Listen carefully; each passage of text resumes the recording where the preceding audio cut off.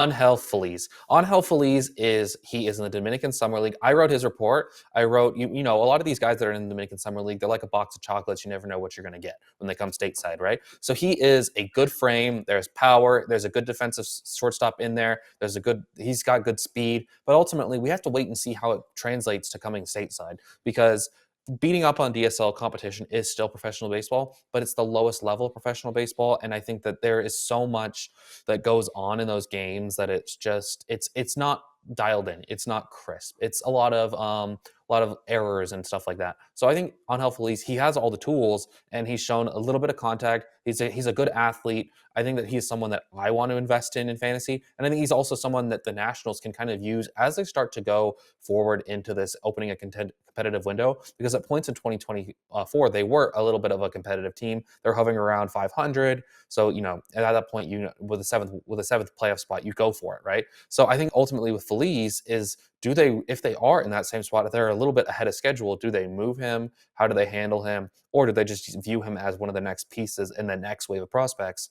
I think that that's going to be one of the more interesting things. He only struck out 18% of the time in the DSL too. So, and that obviously gets inflated because the caliber of umpire down in the DSL is a little bit lower than what we see stateside, even though we all like to complain about umpires. You should see some of these DSL umpires and the lower level umpires just in general. But I think he's someone who's a worthwhile gamble for the Nationals to just, you know, play around with, and maybe they utilize him in a trade if they are better than I think that we think that they're going to be.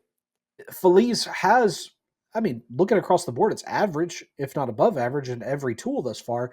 But it is, again, like you said, the DSL. So it's hard to know really what's real and what isn't.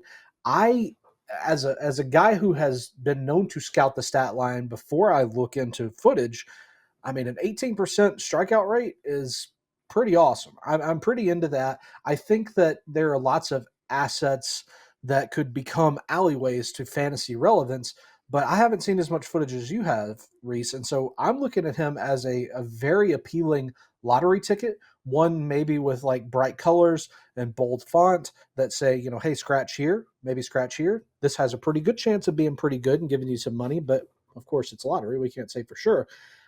I'm curious if you had to put a guess on it right now, which tool is the one that Feliz would be most likely to use towards fantasy relevance? I think it's his speed right now. The dude is a wicked runner at points. I think that he needs to work on his like base running acumen a little bit, because obviously it's still so raw. He's 17 years old, so he's a young guy. So I think that's ultimately the big thing with him, is he needs to get more dialed in on the base paths. But I think that there is power to come too. But right now the speed is the more carrying of it's what you would call the carrying tool at the moment, along with the glove. Very good. Well, that's interesting. I do think that's a profile I can get behind too, because you know there is good swing decisions here. I like the twitch that you referenced in the report. That's something that you can't really teach, honestly. And then having all these avenues, all these average to above average tools, is something really nice. So yeah, guys at home, if you're in a league with 400 or more prospects rostered, Angel Feliz is a guy you should probably have your eyes on, if not on your team.